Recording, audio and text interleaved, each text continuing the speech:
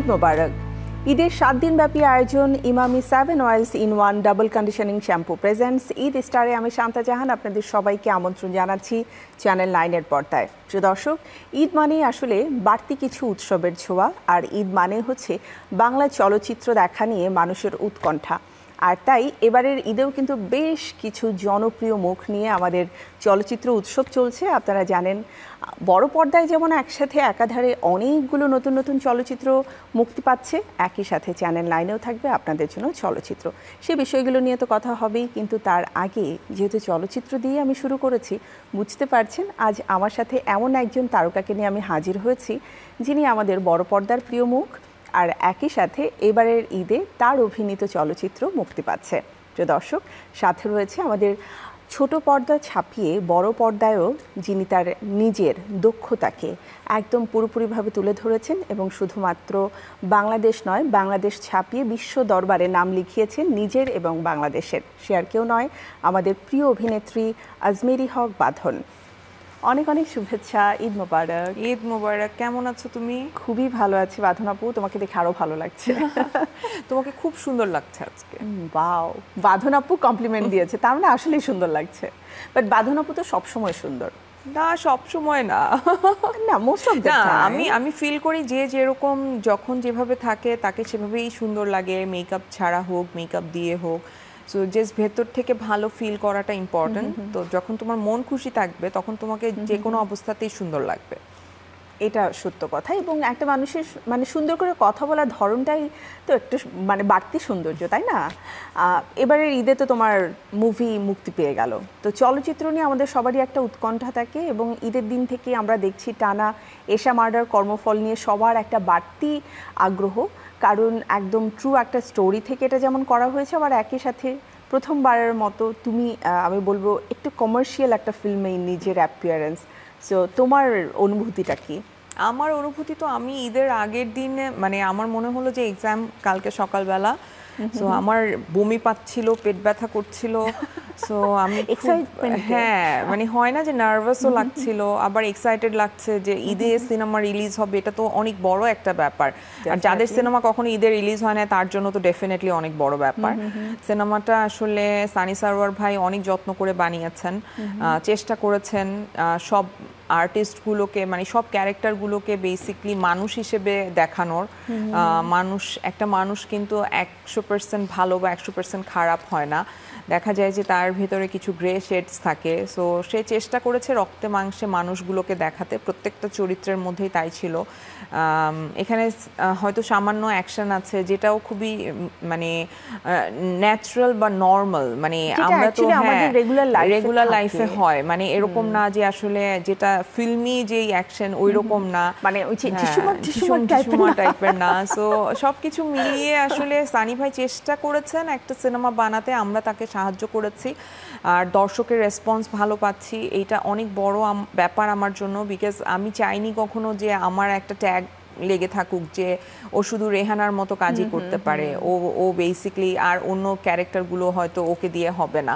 আমাদের এখানে খুব কমন যে একবার একটু আর্ট ফিল্ম টাইপের বা একটু ডিফারেন্ট ক্যারেক্টার করলে ধরে নেয় যে সে আসলে এই ফিল্মেরই নায়িকা বা এই ফিল্মের জন্যই এই অভিনেতা বা অভিনেত্রী। আর এক্সপ্লোর করতে চায় না, তো আসলে রিস্ক নিতে চায় না, স্পেশালি মেয়েদেরকে নিয়ে তো একদমই রিস্ক নিতে চায় না। ছেলেদেরকে নিয়ে তাও নেয় হয়তো দুই একটা কাজ মানে রিস্ক নিয়ে করে ফেলে, কিন্তু মেয়েদেরকে নিয়ে তো রিস্ক নেওয়ার প্রশ্নই উঠে না। সবসময়ই দেখা যায় যে ওই স্ট্রেসটা ওদের মধ্যে থাকে। আর তারপরে ধরো বয়সও একটা ব্যাপার, আমার এখন 41, তো বেশিরভাগ সময়ই মানে নায়িকা মানেই চিন্তা করে নেয় যে 20-25। এটা তো বোধহয় আমাদের এখানকার একটা ব্যাপার থাকে যে এটা ইন্ডিয়াতেও আছে, বাট ওরা ওই স্টেরিওটাইপটা ভাঙার চেষ্টা করছে। ধরো একটা লিড ক্যারেক্টার কেন একটা মেয়ে হতে পারবে না? এখন ধরো একটা পুলিশ অফিসার, মানে অলওয়েজ পুলিশ অফিসার কেন একটা ছেলে হইতে হবে? মেয়েরাও তো পুলিশে কাজ করে এবং তারা অনেক ভালো করছে। হ্যাঁ, তো তারা ভালো করছেন এবং তাদের যোগ্যতা, তাদের মেধা দিয়ে তারা তাদের জায়গা তৈরি করছেন। আচ্ছা, কেন তাদেরকে রিপ্রেজেন্ট করব? বাঁধন আপু, আমি একটু থামিয়ে দিলাম, সরি। সেটা হচ্ছে এই যে বললে যে রিস্ক নিতে চায় না ডিরেক্টররা, একটা মেয়েকে লিড ক্যারেক্টারে দেখতে চায় না, তোমার কি মনে হয় যে কি কারণে ওরা আসলে ইনসিকিউরিটিতে ভোগে যে একটা মেয়ে লিড ক্যারেক্টার করতে পারবে না, তাকে নিয়ে গল্প হতে পারে না? প্রথমত আমাদের সামাজিক যে অবস্থান, আমাদের সামাজিক যে প্রেক্ষাপট, তাতে এমনিতেই এটা একটা অনেক বছর ধরে চলে আসা একটা মানে মিথ যে এটা হবে না, মেয়েরা লিড করলে সিনেমা চলবে না।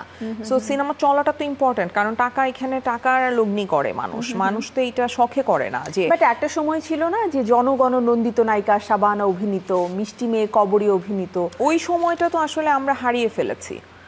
আমরা কিন্তু ওই সময়টায় আর ফেরত যেতে পারি নাই, বা ওই রকম সময় আর আসে নাই। এখন কিন্তু দেখা গেছে যে অলওয়েজ সবগুলোই, মানে আমি বলছি না যে মেল লিড হতে পারবে না, আমি বলছি যে আমাদের ইন্ডাস্ট্রিটা এমন হওয়া উচিত যেখানে আসলে মেয়েরাও লিড ক্যারেক্টার করছে, তাদের সিনেমাও ঈদে রিলিজ হচ্ছে, মানুষ এসে পপকর্ন খেতে খেতে দেখছে। আমার কাছে মনে হয় যে প্রডিউসারদেরকে অনেক বেশি শিক্ষিত হতে হয়, প্রডিউসারদের অনেক বেশি প্রোগ্রেসিভ হতে হয়। আমাদের এখানে আসলে শিক্ষিত প্রোগ্রেসিভ প্রডিউসারের ঘাটতি আছে। যে টাকাটা লগ্নি করবে তার একটা ভিউ থাকতে হবে সোসাইটির প্রতি, বা তার একটা রেসপন্সিবিলিটি থাকতে হবে সোসাইটির প্রতি। অ্যাট দ্য সেম টাইম যেহেতু তুমি লিড ক্যারেক্টার করছো এবং ঈদেই সেটা মুক্তি পাচ্ছে মহা সমারোহে, সবার একটা বাড়তি আকর্ষণ কিন্তু রয়েছে তোমার এশা মার্ডার কর্মফল এই মুভিটার প্রতি, এবং সেটার ধারাবাহিকতা তো আমরা প্রথম থেকে দেখছি। যখন থেকে সানি ভাই ডিক্লেয়ার করলো যে তুমি এটাতে অ্যাক্টিং করছো এবং পুরো টিমটাকে দেখালো, ইট ওয়াজ এ ফ্যান্টাস্টিক টিম, যে প্রত্যেকেই তার নিজের জায়গা থেকে কিন্তু দারুণ অভিনেতা এবং অভিনেত্রী। সেই সম্পর্কে একটু জানবো। আমি ছোট্ট একটা বিরতি নিয়ে আসি। প্রিয় দর্শক, ছোট্ট একটা বিরতি নিতে হবে, বিরতির পরে আবারও ফিরে আসছি। আমাদের ঈদ স্পেশাল আয়োজন Emami 7 oils in 1 double conditioning shampoo presents Eid স্টারে। সাথে রয়েছে আমাদের প্রিয় তারকা বাঁধন আপু। আবারও ফিরবো তার সাথে আড্ডায়। চুলের যত্নে নতুন 7 oils in 1 double conditioning shampoo. চুল হবে পরিষ্কার, থাকবে পারফেক্ট। চুলের যত্নে নো টেনশন। 7 অয়েলস ইন 1 নিয়ে এলো নতুন ডাবল কন্ডিশনিং শ্যাম্পু। 7টি ন্যাচারাল ও এক্সোটিক ইনগ্রেডিয়েন্টস চুল শুধু পরিষ্কারই করে না, দেয় ডাবল কন্ডিশনিং। পারফেক্ট চুলের জন্য 7 oils in 1 double conditioning shampoo. ফিরে এলাম বিরতির পরে। আমাদের আয়োজন Emami 7 oils in 1 double conditioning shampoo presents Eid স্টারে। প্রিয় দর্শক, আজকের তারকা আজমেরি হক বাঁধন, যার সাথে আড্ডা হচ্ছে। চলুন আমরা আরও বেশ কিছু জানি তার চলচ্চিত্র নিয়ে। যেটা বলছিলাম যে এত চমৎকার একটা টিম নিয়ে কাজ করতে গেছে, এবং ফারুক ভাই স্পেশালি, যার সাথে এর আগেও আড্ডা হয়েছে, মানে দুর্দান্ত একজন অভিনেতা এবং অসাধারণ একজন মানুষ। অ্যান্ড রনক রিপন ছিল, নিজেও একজন নির্মাতা, খুব ভালো একজন অভিনেতা। আমাদের শতাব্দী ওয়াদুদ ভাই ছিলেন, হাসনাত রিপন ছিলেন। সো ওভারঅল টিমটার সাথে কাজ করার এক্সপিরিয়েন্সটা একটু বলো। আমার কো অ্যাক্টররা অসাধারণ আসলে, প্রত্যেকে খুবই গুণী শিল্পী, আর প্রত্যেকে খুব ভালো মানুষ। এটা সবচেয়ে ইম্পর্ট্যান্ট। আমার কাছে মনে হয় যে একজন আর্টিস্টের ভালো মানুষ হওয়াটা ভীষণ জরুরি, যেটাও আমাদের এখানে কিন্তু অভাব আছে। মানে আমরা দেখেছি যে অনেক অনেক মানে বড় মাপের অভিনেতা অভিনেত্রী আছেন যাদের মনটা খুবই কলুষিত। ওই জিনিসটা আমাদের টিমের মধ্যে কারো ছিল না। সো আমরা এত মানে এনজয় করে কাজটা করেছি। স্পেশালি আমার পুলিশের যে টিমটা, রনক রিপন, হাসনাত রিপন, তানভীর অ্যান্ড ফারুক ভাই, মানে ফারুক ভাই হচ্ছে আমাদের টিম লিডারের মতো ছিলেন। সো উনি গল্প করতেন আর আমরা সবাই হাঁ করে বসে ওনার গল্প শুনতাম, ফান করতেন। তারপরে বিভিন্ন জিনিস, উনি তো অনেক জ্ঞানী, উনি অনেক জানেন। সো ওনার থেকে অনেক কিছু শিখতাম। সো ভীষণ ভালো একটা সময় গিয়েছে। এশা মার্ডারের যেদিন হচ্ছে প্রেস কনফারেন্স হচ্ছে, তো ওভারঅল সব কিছু মিলিয়ে সবাইকে ম্যানেজ করতে গেলে কিন্তু মানুষ একটু একটু লাউডলি কথা বলে বা একটু ধমকের সুরে কথা বলে। বা সানি ভাই যে অবস্থানে রয়েছেন, সে নিজেও একজন পুলিশে কাজ করে। মানে আমি মনে হয় পুলিশে কাজ করলে আমি মনে হয় আল্লাহ জানে আমি সবাইকে কি করতে অনেক পাওয়ারফুল। আমি সত্যি অনেস্টলি, আমি যখন ড্রেসটা পরতাম না, ড্রেসটা পরার পর আমার মনে হতো কি যে আমার ভেতরে একটা অন্যরকম পাওয়ার চলে আসছে। তারপরে যখন আর্মসগুলো হাতে নিতাম তখন তো আরো এত একটা অদ্ভুত ফিলিং। হ্যাঁ, কিন্তু সানি ভাই যে পুলিশে জব করে ওনার মাথা এত ঠান্ডা, তখন আমি চিন্তা করলাম যে আসলে আমরা দূর থেকে যেরকম ভাবি যে পুলিশ মানেই হচ্ছে অস্থির হয়ে থাকবে, এরকম না। আমার মতো মেয়ে এরকম চিন্তা করছে আসলে। কিন্তু আমার ধারণা, আমি পুলিশে জব করলে আল্লাহ জানে কি করতাম আমি। মানুষ আমাকে দেখে মনে করে যে আমি মনে হয় পুরুষদেরকে ভালোই বাসি না, এরকম না। আমার কিন্তু অনেক ভালো বন্ধু আছে যারা পুরুষ, যারা আমার লাইফে অনেক অনেক বড় ভূমিকা রেখেছে এবং তাদেরকে আমি কিন্তু অনেক রেসপেক্ট করি, তারা নিজেরাও জানে। সেটা খুবই কম, মানে সংখ্যা এরকম না অসংখ্য, বাট যাদেরকে আমি রেসপেক্ট করি, যাদেরকে আমি আসলে আমি বলি, আমি ওদেরকে ফান করে বলি যে আমি ওদেরকে আসলে আমার উপদেষ্টা হিসেবে নিয়োগ দিয়েছি। ওই উপদেষ্টা মণ্ডলীতে যারা আছেন আমার, তারা হচ্ছে আমার খুবই ধরো এরকম টাইপের বন্ধু যে আমার ধরো কিছু একটা জিনিস নিয়ে আমি কনফিউজ, তো তখন আমি ওনাদের সাথে আমি আলাপ করি এবং ওনারা আমাকে ধরো একটা বলে অল্টারনেটিভ বিভিন্ন বুদ্ধি দেয় যে এইটা হতে পারে, এটা হতে পারে, কিন্তু ওনারা কখনো আমার সাথে এইভাবে বলে না যে বাঁধন তোমার এইটাই করা উচিত। আসলে একটা প্রবলেমকে সলভ করার কি কি ওয়ে থাকে সেটা জানা যায়, তারা কখনো ডিসিশন চাপিয়ে দেয় না যে তোমার এটা করা উচিত, এটা উচিত না মানে ওনাদের সাথে কথা বলা অনেক আরামের। সো আমি এরকম উপদেষ্টা মণ্ডলীতে যারা আছেন আমার অ্যাসাইন্ড খুবই কম, কিন্তু তারা আমার জীবনে অনেক ইম্পর্টেন্ট, মানে তাদের ভূমিকা আমি বলে শেষ করতে পারবো না। মেন্টাল হেলথ আসলে অনেক বেশি সাপোর্ট দেয়। আচ্ছা, ঈদের সময়টাতে তো নিশ্চয়ই বন্ধু বান্ধব, এই যে উপদেষ্টা মণ্ডলী, সবার সাথে দেখা হওয়ার সুযোগ থাকে, সালামি কি দিতে হয় নাকি সালামি নিতে হয়? আমার তো এখন বেশি দিতে হয়, বাট আমার যারা মানে মুরব্বী আছেন, আমি এখনো আমার বাবা মার থেকে সালামি নেই, আমার মামাদের থেকে সালামি নেই, জোর করে আমি তো আমি সবসময় ছিলাম ওই গ্যাং লিডারটা যে হচ্ছে সবাইকে সবার বাসায় যেতাম আর সালামি নিতাম। তো এখনো আমার একটা মামা আছে, ওই মামা হচ্ছে 100 টাকা দিবে, তো আমি 100 টাকাই নিব, আমি বলবো যে না আমি নিবই, দিতেই হবে আপনাকে, দিবেন না কেন? তো তো আমাকে এখন তো নিশ্চয়ই এটা খুব বলে যে এখন তো তোমার মেয়েকেই সালামি দিই, আমাকে বলে যে তুমি এখন আর তোমার এইজ নাই সালামি নেওয়ার। আমি আজীবন নিব, এখন আপনাকে দিতেই হবে। পরে 100 টাকা দিবে সে, প্রথমে 20 টাকা দিতে চায়, পরে আমি বলছি যে না একটু বাড়ান, তারপরে 100 টাকা। দেয়ার পরিমাণ কতটা বেড়েছে আগের চাইতে? অনেক, আমার মেয়েকে দিতে হয়, মানুষকে দিতে হয়, বেশি দিতে হয়, মানে হয় না বড় হওয়াটা। আমি আমার মেয়েকে বলি যে ছোট আসো ভালো আসো, বুঝতেছো না তো আরামটা, বড় হওয়া এত রেসপন্সিবিলিটি, তো ছোট থাকলেই অনেক শান্তি। এটা বড় না হওয়া পর্যন্ত কেউ বুঝে না, কখনো আমরা বুঝি না। ছোটবেলায় তো মনে হয়তো কবে বড় হব, এত কিছু আমাদেরকে না করছে, এত রেস্ট্রিকশন দিচ্ছে, আমি বড় হলে এটা আমি নিজে থেকে করতে পারবো। সো বড় হলে বোঝা যায় যে ঠেলার নাম বাবাজি। একদম। আচ্ছা, এই যে ছোটবেলায় কি কখনো লুকিয়ে গুঁড়ো দুধ খাওয়া হয়েছে, যে তারপরে বাসা থেকে বকা দিল যে তুমি গুঁড়ো দুধ অথবা কিশমিশ চিনি দিয়ে একদম মিক্স করে, মানে ওইটা আমার এখন মুখে পানি চলে আসতেছে। দুপুরবেলা আম্মু ঘুমাতো, তো ওইটা লুকায় রাখতো, পটটা লুকায় রাখতো। সো আমি ওইটা বের করে নিয়ে ইচ্ছা মতো চিনি দিয়ে মিক্স করে খেতাম। আর পরে যদি দেখে ফেলতো হঠাৎ করে, আমার বকা তো অনেক খাইছে, যে মুখে দিয়েছি ওই মুহূর্তে আম্মু দেখে আর আমাদের ছোটবেলায় একটা জিনিস ছিল যে এখন আমরা যেমন সবকিছু অনেক প্রয়োজনের অতিরিক্ত আশেপাশে রাখি বা পাই, আগে কিন্তু একটা পরিবারের সবকিছু সীমিত ছিল। আমার মেয়ের জীবনে যেমন অনেক কিছু সীমিত, মানে আমার মেয়ে জানে যে ওর মা অনেক টাকার মালিক না, সো আমাদের লাইফ এর মধ্যেই চলতে হবে, এটা করতে হবে। মানে আমি ওকে এই ফ্যান্টাসিতে বড় করতে চাই না যে তুমি যা চাবা তাই পাবা। সো ও ক্লিয়ার, আমরা ধরো অনেক কষ্ট করে 1 বছর টাকা জমায় একটা ভেকেশনে যাই, ও জানে যে মার জন্য একটা ভেকেশনই মানে অনেক স্ট্রেসফুল। মানে এই জিনিসগুলো আমার মনে হয় যে আমরা বাবা মা হিসেবে, আমার বাবা মা যেমন অনেক সময় অনেক কিছু বুঝতেই দেন নাই, তারা মনে করেছে যে বাচ্চাকে এটা শেয়ার করার কিছু নাই, কিন্তু আমার কাছে মনে হয় যে আমার বাচ্চার আপডেটেড থাকা উচিত আমার সিচুয়েশন সম্পর্কে, এবং ডেফিনেটলি সেটা শেয়ার করার মতনও তাকে মেন্টালি আসলে প্রিপেয়ার করাটা জরুরি। সো আমার মেয়ে কিন্তু বুঝে। বাঁধন আপু, তোমার সাথে তোমার মেয়ের সম্পর্কটা নিয়ে আমি একটু কথা বলতে চাই, কারণ তোমার মেয়ে এখন যে বয়সটা আসলে পার করছে, সেই বয়সে যে আমরা কিন্তু অনেকেই আছে বাচ্চাদেরকে হ্যান্ডেল করতে স্ট্রাগল ফেস করতে হয়। তো আমি ছোট্ট একটি বিরতি নিয়ে এই প্রসঙ্গে কথা বলবো।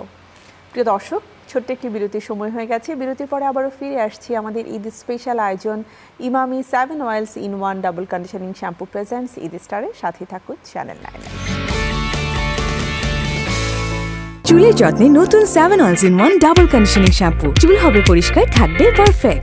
চুলের যত্নে নো টেনশন। 7 অয়েলস ইন 1 নিয়ে এলো নতুন ডাবল কন্ডিশনিং শ্যাম্পু। 7টি ন্যাচারাল ও এক্সোটিক ইনগ্রেডিয়েন্টস চুল শুধু পরিষ্কারই করে না, দেয় ডাবল কন্ডিশনিং। পারফেক্ট চুলের জন্য 7 oils in 1 double conditioning shampoo. After break আবারও ফিরে এলাম। Emami 7 oils in 1 double conditioning shampoo presents Eid স্টারে। সাথে রয়েছে আমাদের প্রিয় অভিনেত্রী বাঁধন, যার সাথে আড্ডা হচ্ছিল।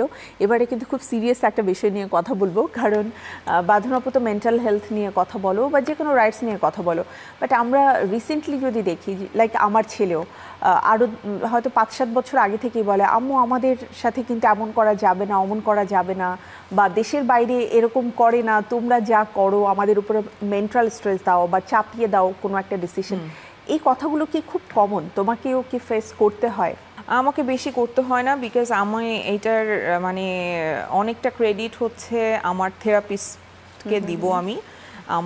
আমি রেগুলার থেরাপি নেই, তো আমার যে থেরাপিস্ট আছেন সেলিনা আপু, উনি আমাকে আসলে অনেক গ্রুম করেছেন যে আসলে আমার মেয়ের সাথে আমার সম্পর্কটা কেমন হওয়া যেতে পারে। মানে হয় না যে আমরা তো আসলে প্যারেন্টিং শিখে বাচ্চা জন্ম দিয়ে ফেলি না, আমরা তো জাস্ট দিয়ে ফেলি এন্ড তারপরে আস্তে আস্তে শিখে বাবা মাও শিখে। প্যারেন্টিং কিন্তু অনেক বেশি অনেক কঠিন। সো আমার জন্য খুব স্ট্রেসফুল ছিল জিনিসটা, যে আসলে আমি কিভাবে হ্যান্ডেল করব, কি করব। আর এখনের এইজটা তো খুবই ডেঞ্জারাস, এখনো 14 হবে এইবার। সো আমার জন্য এটা খুব ডিফিকাল্ট ছিল। আমার কাছে মনে হচ্ছিল যে আমি পারবো কি পারবো না, বাট আমাকে সেলিনা আপু অনেক হেল্প করেছেন। আর আমি প্রচুর জার্নাল পড়ি, আমি আর্টিকেলস পড়ি, আমি বাচ্চাদের সাথে কিভাবে আসলে ডিল করা উচিত এবং আমার কি বলা উচিত, ও কিছু বললে আমার কিভাবে রিয়াকশন দেওয়া উচিত, এইগুলো কিন্তু অনেক ইম্পর্টেন্ট, যেগুলো আমাদের বাবা মারা তো আসলে কখনো ভাবেন নাই।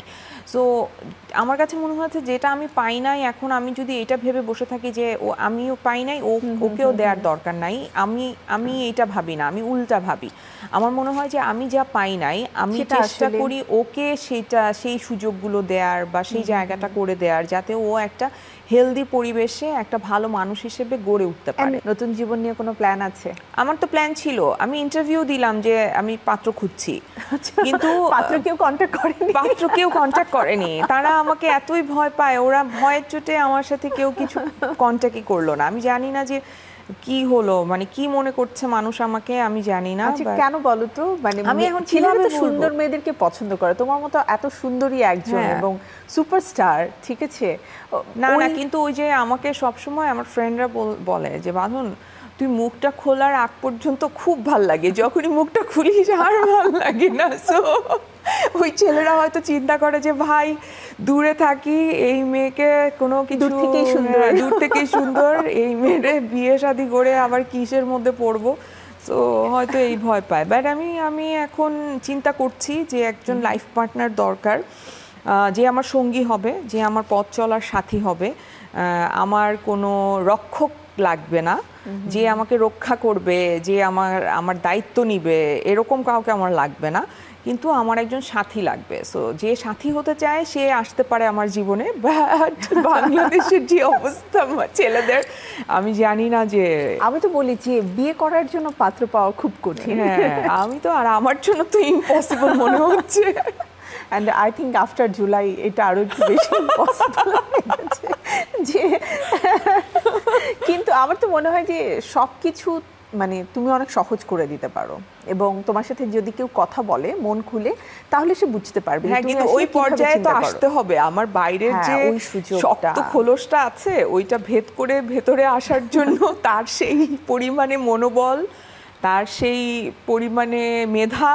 আচ্ছা, তাহলে একটু এই যে বললে বাইরে যে শেলটা আছে, সেটা কি এগ শেল নাকি হচ্ছে নারকেলের শেল? একদম নারকেলের শেল, কনক্রিটের শেল। বাট মজাও কিন্তু বেশি, তাই না?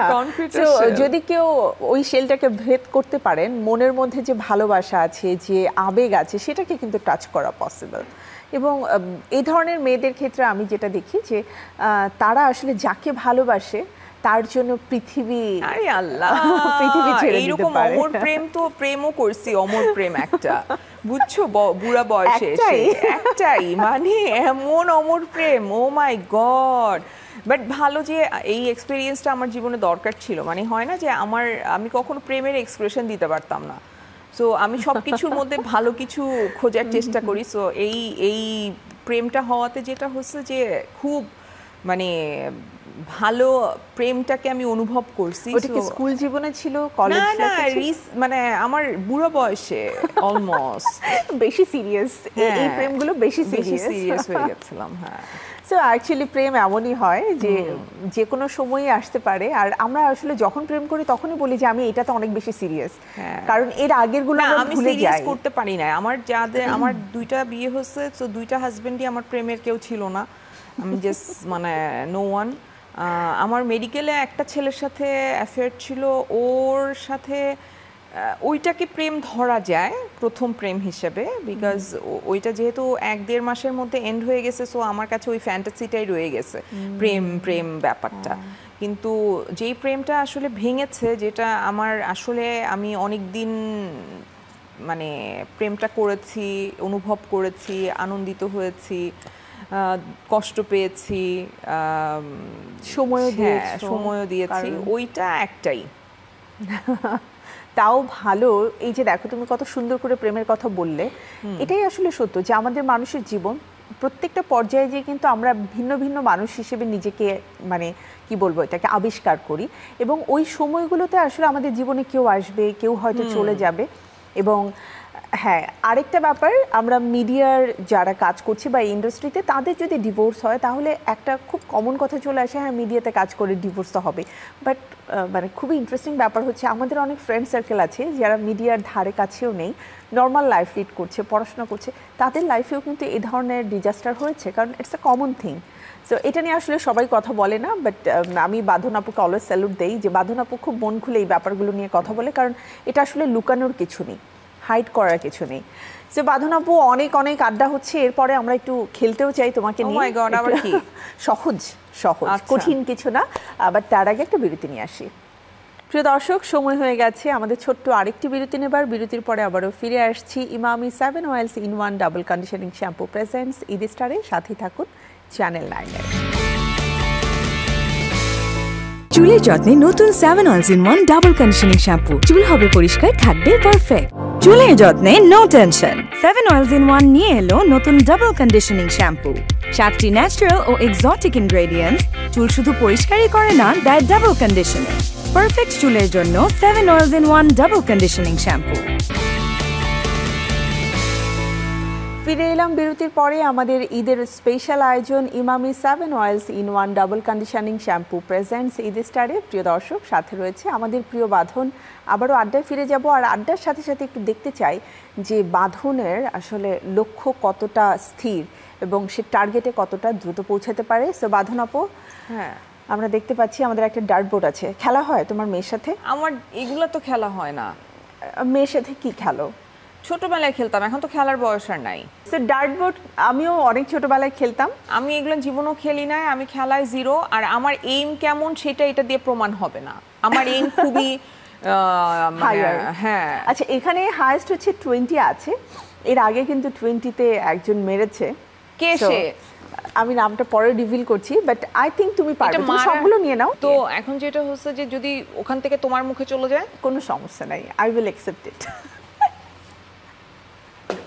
ইয়ে, নট ব্যাড। 14 তোমার মেয়ের বয়স। ওকে, 17, নট ব্যাড। কি দিবা? ইমামের পক্ষ থেকে গিফট হ্যাম্পার। স্কোর কিন্তু নট ব্যাড, 14, 17 অ্যান্ড হচ্ছে 4। সো এরকম কি কখনো হয়েছে যে অনেকগুলো তীর কোথাও মারলে দুটো লক্ষ্য ভ্রষ্ট হয়ে গেল, 3টা লেগে গেল? তো লাইফের তো আমাদের এরকম অনেক গোল থাকে। এটা অনেকবার হয়েছে, অ্যান্ড ইটস ওকে। মানে আমরা কি হয়, আমাদেরকে শেখানো হয় যে যা তুমি চাও তা না পেলে তোমার জীবন শেষ। ব্যাপারটা একদম সফল হলে না। আমি একটা জিনিস খুব বিশ্বাস করি, সেটা হচ্ছে যে আল্লাহ আসলে আমাদেরকে কিন্তু যেটা আমাদের জন্য সঠিক সেইটাই দেন, আর যেটা সঠিক না আমরা যতই এইম করি না কেন সেটা কিন্তু আমরা পাবো না আসলে, বিকজ ওইটা আমাদের জন্য ঠিক না। সো এইটা আমি একদম মনে প্রাণে বিশ্বাস করি, বিকজ এরকম অনেক ঘটনা হয়েছে। আমি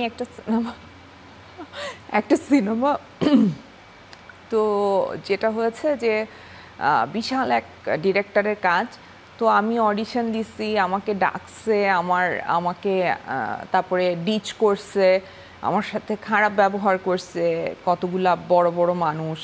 তো তো আমি খুব কাঁদছিলাম বুঝছো, যে সিনেমাটায় আমি কাজ করতে পারলাম না, এত বড় ডিরেক্টরের সাথে কাজ করতে পারলাম না। অ্যান্ড ট্রাস্ট মি, ট্রেলার দেখার পর আমার মনে হয়েছে যে আল্লাহ তুমি আমাকে বাঁচাইছো। আমার কাজিন ফোন করছে আমাকে, বলছে বাঁধন আপু তোমাকে যে আল্লাহ এত ভালোবাসে তুমি কি এটা বুঝো? আমি বলছি ইয়েস আমি জানি। মানে এটা তাহলে দেখো যে এইটার জন্য আমি কান্না করে বুক ভাসাইলাম যে আমি এইটা করতে পারলাম না। তো আলটিমেটলি যেটা তোমার জন্য ঠিক না সেটা তোমাকে তোমার সৃষ্টিকর্তা তোমাকে সেটা থেকে দূরে রাখবে। ওই সময় হ্যাঁ ওই মুহূর্তে হয়তো তোমার মনে হতে পারে যে আমি কেন পেলাম না, এইটাই আমার এইম ছিল, বাট তুমি পরবর্তীতে এটা রিয়েলাইজ করবা যে তোমার জন্য এটা ছিলই না, তোমার ভাগ্যে এটা ছিলই না এবং তোমার জন্য এটা ভালোও ছিল না। রাইট, মোর ম্যাচিউর দেন আস। আমরা ওই বয়সে আসলে এত কিছু ভাবতামই না। যেহেতু তুমি বললে যে এই যে চলচ্চিত্র নিয়ে কথাবার্তা হয়েছে তারপরে আর তোমাকে কাস্ট করা হয়নি, এটা নিয়ে মনও খারাপ হয়েছে, কিন্তু অনেক সময় আমরা দেখি যে মানুষ বলে চলচ্চিত্র মানেই হচ্ছে গিভ অ্যান্ড টেকের ব্যাপার থাকে, ডিরেক্টরের সাথে ভালো সম্পর্ক থাকতে হয় অথবা প্রডিউসারের সাথে ভালো সম্পর্ক থাকতে হয়, সেটা প্রেমের সম্পর্কও হতে পারে, গিভ অ্যান্ড টেক হতে পারে। অ্যান্ড আরেকটা ইস্যুস খুব আসছে যে খুব সিন্ডিকেট প্রথা, এটা কি তুমি আসলে মানো? সিন্ডিকেট তো আছে, ডেফিনেটলি সিন্ডিকেট আছে, সিন্ডিকেট অনুযায়ী কাজ হয় মার্কেটে। কিন্তু আমার ক্ষেত্রে যেটা হয়েছে যে আমি তো আসলে খুবই ডিফিকাল্ট টু হ্যান্ডেল, যে কোনো সময় ঝগড়া লেগে যায়, এই হয় সেই হয়, আমি এটা নিয়ে প্রতিবাদ, ওইটা নিয়ে এইটা, ওইটা কেন এরকম হইলো না। সো আমার মানে আমার সাথে খাতির হওয়া খুবই ডিফিকাল্ট। তো আমার সাথে খুব খাতির হয়ে কাজও হয় না কারোর সাথে, দেখা যায় কাজ করতে করতে খাতির ছুটে যায় আর কি, আরো যে ভাই কোনো রকম ছেড়ে দেবা কেঁদে বাঁচি অবস্থা। সো এরকম অনেক হয়, বাট আলটিমেটলি গিয়ে আমি আমার কাজটা আমার যোগ্যতাই পাই। যাদের মনে হয় যে আসলে আমাকে নিয়ে কাজটা করতে চায় তারাই শুধু করেন আমার সাথে কাজ। আর সিন্ডিকেটের ভেতরে পড়ার সুযোগ আমার হয়নি, বিকজ আমি কারোর সাথে কোনো একটা গ্রুপকে অন্ধের মতো ফলো করতে পারি না, আমি কাউকে অন্ধের মতো ফলো করতে পারি না। সো আমি যখন কারো কথায় হ্যাঁ হ্যাঁ করতে না পারবো তখন তো আমি আসলে তাদের গ্রুপে ভিড়তে পারবো না। সো আমার যেহেতু হ্যাঁ হ্যাঁ করার অভ্যাস নাই, সো যার জন্য আমি ইন্ডিভিজুয়াল, আমাকে যাদের দরকার তারা নেন, তাদের সাথে কাজ করি, ঝগড়া করি, তারপরে সেই কাজটা রিলিজ হয়, তারপরে তারা আমার সাথে গ্রেটফুল থাকে আমার কাছে, আমিও গ্রেটফুল থাকি তাদের কাছে, এইটুকুই, এর বাইরে কিছু না। বাঁধন আপু, ছোট্ট আরেকটা বিরতি নিয়ে আসি, এরপরে আমাদের শেষ ভাগ। আশা করছি কিছু ছোট ছোট প্রশ্ন থাকবে, তার উত্তর তুমি সুন্দরভাবে দেবে। প্রিয় দর্শক, বিরতির সময় হয়ে গেছে, বিরতির পরে আবারও ফিরে আসছি। Emami 7 oils in 1 double conditioning shampoo presents Eid স্টারের সাথেই থাকুন চ্যানেল 9। চুলের যত্নে নতুন 7 oils in 1 double conditioning shampoo, চুল হবে পরিষ্কার, থাকবে পারফেক্ট। চুলের যত্নে নো টেনশন, 7 অয়েলস ইন 1 নিয়ে এলো নতুন ডাবল কন্ডিশনিং শ্যাম্পু। 7টি ন্যাচারাল ও এক্সোটিক ইনগ্রেডিয়েন্টস চুল শুধু পরিষ্কারই করে না, দেয় ডাবল কন্ডিশনিং। পারফেক্ট চুলের জন্য 7 oils in 1 double conditioning shampoo. প্রিয় দর্শক, আমাদের বিরতির পালা শেষ, আবারও ফিরে আসতে হলো Emami 7 oils in 1 double conditioning shampoo presents Eid স্টারের আজকের আয়োজনে। সাথে রয়েছে আমাদের আজকের যে অতিথি, তার সম্পর্কে তো আসলে অনেক কিছু জানলাম, তারপরেও আমি যদি লাস্টে একটা ইন্ট্রো দেই, সেটা জাস্ট এভাবে করে বলবো যে একজন মানুষ তার নিজেকে ভেঙে কতটা আসলে নতুন এবং শক্ত অবস্থানে প্রমাণ করতে পারে, তার জন্য যে চ্যালেঞ্জ নেওয়ার মানসিকতা থাকে, সেটা হচ্ছে আজমলি হক বাঁধন। শুধুমাত্র একজন অভিনেত্রী নয়, একজন পার্সোনালিটি হিসেবেও কিন্তু সে সবার কাছে অনেক বেশি প্রিয়। সো তার সাথে আড্ডা হচ্ছে, এই আড্ডায় আমি আবারও আপনাদেরকে আমন্ত্রণ জানালাম। বাঁধন আপু, একেবারে শেষ ভাগ, একটু ফান করতে চাই, অ্যান্ড আশা করছি সিরিয়াস প্রশ্ন হলেও তুমি উত্তরটা দিবে। আচ্ছা, তোমার সাথে কথা বলে তো মজা এটাই যে তুমি সব কিছুর উত্তর দাও। আচ্ছা, এক কথায় উত্তর তুমি ইচ্ছা করলে এক্সপ্লেনও করতে পারবে যে কেন এটা বলেছো, বাট আমি কোয়েশ্চেন করছি, জীবনের প্রথম ভুল। ছোটবেলায় তো কত ভুল করেছি। ওরকম ভুল না, মানে যে ভুলটার জন্য তোমার এখনো মনে হয় যে তখন আমি এটা না করলেও পারতাম। এরকম কোনো ভুলই নাই আমার জীবনে, বা এটা হয়েছিল বলেই আজকের আমি। সেইটা আমার জীবনের সব ভুলগুলো, বিকজ আমার মনে হয় আমার সব ভুল আসলে ফুল হয়ে ফুটেছে। সো যার জন্য ভুলগুলোকে আমি সাধুবাদই জানাই। যে এটা কিন্তু খুব সুন্দর বলেছো, কারণ ভুল থেকে শিক্ষা নিয়ে পরবর্তীতে তুমি একটা রাইট ডিসিশন নেওয়া শিখেছো। প্রেম করে বিয়ে করা কি ঠিক? না মনে হয়, বেশি এক্সপেকটেশন থাকে। মানে আমার এক প্রেম করে স্বাদ মিটে গেছে, প্রেম করে বিয়ে করা একদম ঠিক না আমার মনে হয়। প্রেম ছাড়া যে বিয়েটা করলে এত স্যাক্রিফাইস করলে, সেখানেও তো সেই একই বিষয়টাই ছিল। ওইটা তো ডিজাস্টার ছিল, বিকজ মানে ওরা ইনহিউম্যান ছিল, কিন্তু মানে আমার কাছে মনে হয় অতিরিক্ত প্রেম ভালো না। অতিরিক্ত প্রেমটা মানুষ মানে অতিরিক্ত কোনো কিছুই ভালো না। অতিরিক্ত ভালোবাসা, অতিরিক্ত কেয়ার, অতিরিক্ত কোনো কিছু ভালো না। অতিরিক্ত ভালোবাসার মধ্যে বিয়ে করা উচিত না। যখন নর্মালাইজ হয়ে যায় জিনিসটা, ভালোবাসাটা নর্মাল হয়ে যায়, তখন ডিসিশন নেওয়া উচিত। কারণ আবেগের একটা সময় থাকে না, হানিমুন পিরিয়ড, যেটা মানে মনে হয় যে জীবনটাই দিয়ে দিব আর কি, মানে কলিজা টলিজা কেটে ভুনা করে খাওয়ায় ফেলবো, এছাড়া তো আমার জীবনই চলবে না। ওই কলিজা কেটে ভুনা করার সময়ে বিয়ের ডিসিশন নেওয়া উচিত না। যখন নর্মাল লাইফে আসবে যে হ্যাঁ এটা বাস্তব, এরকম এইটার সাথে চলা যায়, তখন বিয়ে করার ডিসিশন নেওয়া উচিত। ট্রু। তাহলে আমাকে একটু বলো যে এখন যদি কারোর সাথে জীবন শুরু করতে চাও, মানে সেটা কি প্রেম ছাড়াই হবে একদম, মানে দুই পক্ষ মিলে যে বিয়েটা হবে সেটাই চাও? ডিসিশনটা নেওয়া হবে বুঝে, অ্যারেঞ্জ ম্যারেজ। হ্যাঁ, কারণ আমার জীবনে আফসোস থেকে যেত, আমি তো বললামই, ওই প্রেমটা উথাল পুথাল প্রেম করার আফসোস থেকে যেত, বাট ওটা করে শিক্ষা হয়ে গেছে, বুঝছি যে এই প্রেম দিয়ে হবে না, জীবন চলবে না। এবার বলো, যদি এখন বিয়ে করো এবং হানিমুনে যাওয়ার বিষয় আসে, কারণ যেহেতু প্রেম করছো না, সো হানিমুন পিরিয়ডটা তো অপেক্ষা করবে, তখন হানিমুনে কোথায় যেতে চাও?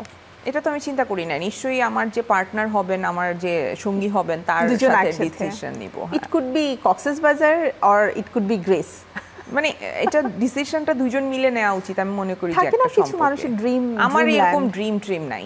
জীবনের অর্থ কি মনে হয়? পথ চলা।